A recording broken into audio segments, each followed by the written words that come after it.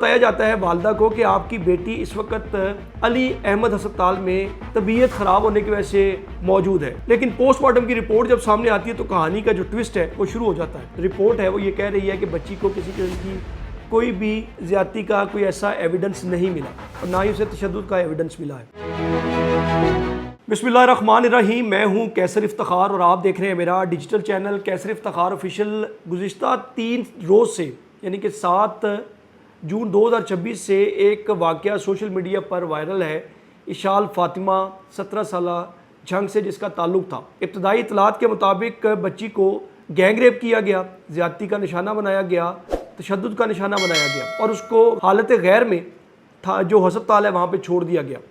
लेकिन उसके बाद कहानी तब खुली जब उसके वालिद ने मुकदमा दर्ज करवाया सैटेलाइट टाउन थाना में और ये बताया उस मुकदमे में कि उनकी जो बेटी इशाल फ़ातिमा है वो अपने घर से अपने सिले हुए कपड़े लेने के लिए पास ही एक चौक है उनके घर के पास, नवाज चौक गई, लेकिन वापस नहीं आई। उसके नंबर पर कांटेक्ट करने की कोशिश की, नंबर बंद है। वालदा वालिद परेशान है।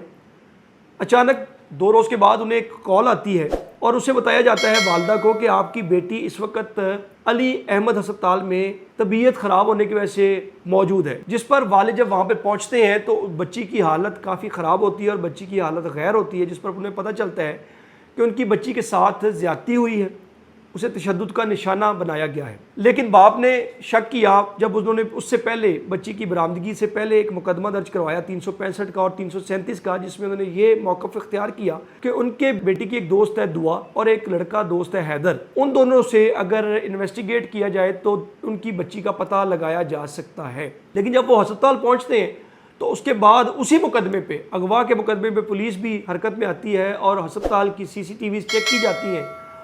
तो CCTV में पता चलता है कि कुछ नौजवान इशाल फ़ातिमा को व्हील चेयर पर डालकर वहाँ से छोड़कर फरार हो जाते हैं। तो चीज़ें काफ़ी जो है वो अनफोल्ड हो जाती हैं। पुलिस के प्रोब करने पर और इधर उधर से जो सारे सोर्स इकट्ठे किए जाते हैं तो ये पता चलता है कि 4 लड़कों ने मिलकर इशाल फ़ातिमा को ना सिर्फ गैंग रेप किया बल्कि तशद्दुद का निशाना भी बनाया। बच्ची का पोस्टमार्टम होता है, पोस्टमार्टम की रिपोर्ट जनरेट होती है, बच्ची की तदफीन हो जाती है। लेकिन पोस्टमार्टम की रिपोर्ट जब सामने आती है तो कहानी का जो ट्विस्ट है वो शुरू हो जाता है। डिस्ट्रिक्ट हेडक्वार्टर जो वहाँ पर झंग में है, वहाँ से जो रिपोर्ट शाया की गई है या जो जारी की गई है उसमें यह बताया गया है कि बच्ची को किसी किस्म की ज़्यादती का निशाना नहीं बनाया गया और बच्ची की बॉडी पे कोई भी तशद्दुद का निशान ना है।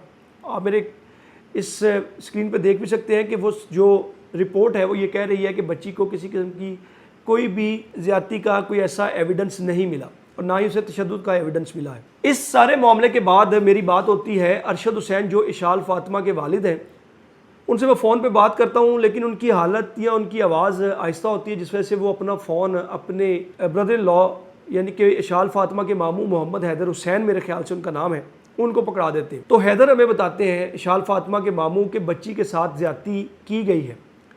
क्योंकि हम सैयद हैं और हमारी इलाका में जो थोड़ी सी अच्छी रेपुटेशन है, जिस वजह से हम लोग काफ़ी परेशान थे कि हमारे साथ ऐसा वाक़या पेश आया है, क्या हम इसको रिपोर्ट करें ना करें। हम खुद ही बच्ची को ढूंढते रहे हैं पहले, लेकिन बच्ची जब हमें नहीं मिली तो हमें मजबूरन थाने जाना पड़ा और मुकदमे का अंदराज करवाना पड़ा। लेकिन जब बच्ची हमें डेड बॉडी उसकी मिली तो उसके ज़्यादती के एविडेंसेस भी मिले और उसके बाद उसके साथ तशद्दुद भी किया गया। लेकिन हमने बच्ची को जब दफना दिया, लेकिन उसके बाद हमने ये सोचा कि अब हमने इस केस को प्रूव करना है ताकि जो मामला हमारी बेटी इशाल फ़ातिमा जो 17 साल थी उसके साथ हुआ है, मुस्तकबिल में किसी और की बेटी किसी और की अस्मत ऐसे ना लुट जाए।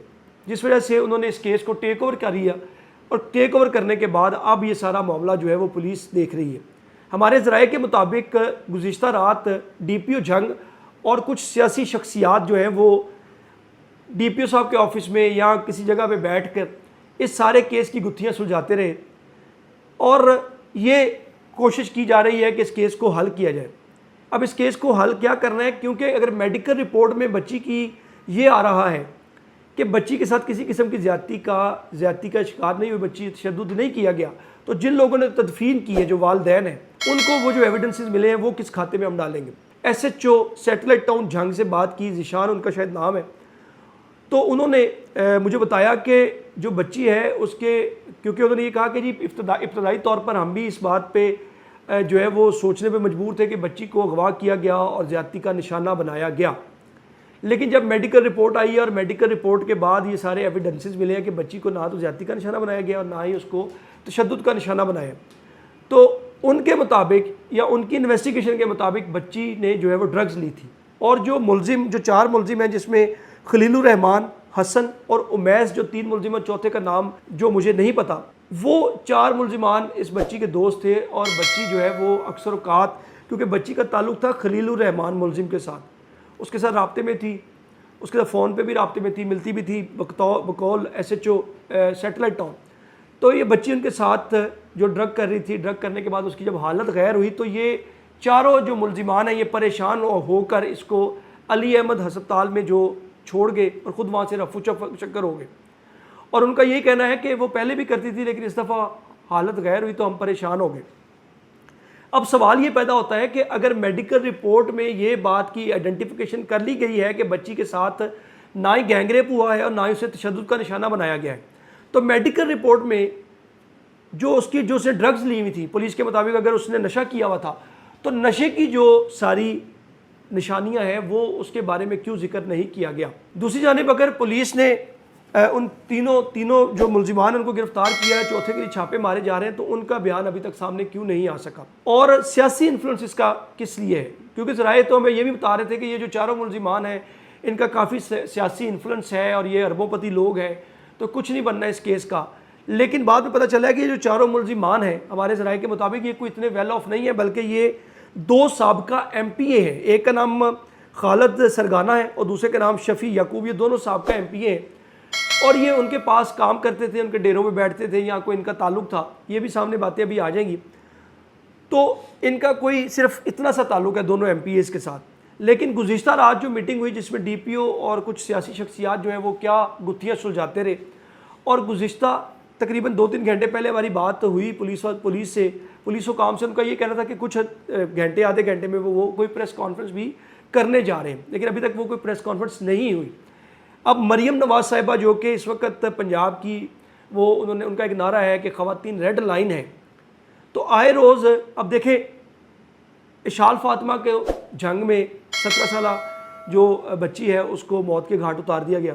उसके बाद गुजरपुरा लाहौर में कुछ रोज़ कबल जो कि हमने ही खबर ब्रेक की नेशनल चैनल पर, जिसमें बताया कि 3 अफराद जो हैं वो, एक मुबीन बीबी नामी खातून जो कि गुजरपुरा थाना की हदूद में रहती हैं, उनको खेतों में ले जाकर उनके साथ गैंगरेप किया। उसका मुलज़म एक CCD ने जो है वो मुबैना मुकाबले में वो मारा भी गया है। लेकिन सवाल अब ये पैदा होता है कि क्या आए रोज़ हम इतनी ही बर्बरियत का मुजाहरा, यानी कि पंजाब में जहाँ पर एक CM खातून है मरियम नवाज़ साहिबा, जिनका एक्सपीरियंस भी है और सारा मामला वो देख भी रही है, CCD भी बनाया गया, दूसरे महकमे भी बनाए गए, तो क्या ये पुलिस इतनी मजबूर है कि अभी तक मुलजिमान को पकड़े हुए तकरीबन 36 घंटे हो चुके हैं, उसके बावजूद भी मुलजिमान से कोई इन्वेस्टिगेट नहीं कर पाई। लेकिन क्योंकि SHO सैटेलाइट टाउन उन्होंने बताया कि मुलजिमान जो हैं वो इशाल फातिमा के दोस्त थे, अक्सर औकात इकट्ठे बैठते थे। 2 दिन यानी एक बच्ची गायब रहती है और 2 दिन के बाद वो अली अहमद अस्पताल में वो पाई जाती है। तो वो अगर लड़के, वो जो मुलजिमान जो थे वो अपने तौर पर उसे ठीक करने की उसे इंजेक्शन देते रहे बकौल SHO के, तो अभी तक उनसे कोई बयान या उनसे कुछ चीज़ें सामने क्यों नहीं लाई जा सकी। मेरा ये सवाल है, ये दोनों सवाल आपके सामने रख दिए, आपने भी इसका फैसला करना है। और जो सुनने वाले जो हमारे हुकाम हैं उनको भी गुजारिश है कि कम से कम इस केस में चीज़ें जो है ट्रांसपेरेंट तौर पर सामने लाई जाए, ताकि इशाल फातिमा को और उसके वालिदैन, जब मैंने उसके वालिद अरशद हुसैन से बात की बड़ी तकलीफ़ हुई कि उसने कहा कि मैं एक सैयद हूँ और मैं ये सारा मामला जो है वो नहीं करना चाहता था, लेकिन मजबूरन कर रहे हैं। सवाल ये पैदा होता है कि इसकी कितनी ट्रांसपेरेंट इन्वेस्टिगेशन होती है। देखते हैं, आने वाला वक्त बताएगा। जो भी डेवलपमेंट होंगी वो भी आपके साथ शेयर करेंगे। हमारे चैनल को लाइक और सब्सक्राइब जरूर कीजिएगा, कमेंट बॉक्स में ख्यालात का इजहार भी कीजिएगा। अगली खबर और वीलॉग तक के लिए हमें दे इजाज़त। अल्लाह हाफिज़।